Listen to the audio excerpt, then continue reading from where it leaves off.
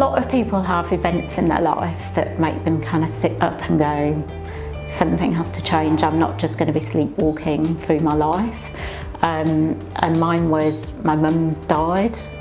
And really that for me was a wake-up call, because she was only 69.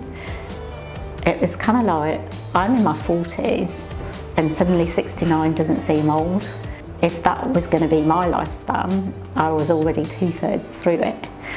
And I just could not imagine wasting it doing something that I didn't care about but just paid the bills. So I worked in a bank, I worked in technology, I got training, I got paid well, but it was totally soulless. I had a very good friend that I worked with, and she had kind of made the same decisions that I was making but a year or two before, and she was already studying at CNM.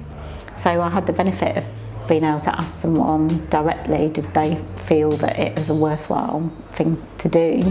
And what I really liked about CNM was that you could study part-time, and I actually loved it from the beginning, although I did find it quite hard.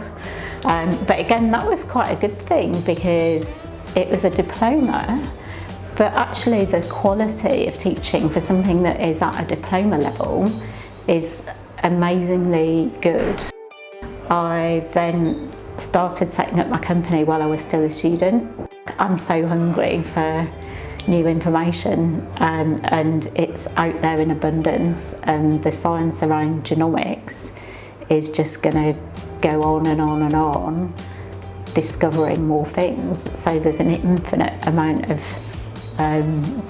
knowledge for me to understand, really. I'm really thankful to be living at a time when I've had this opportunity to just do something different, and something that I genuinely do love.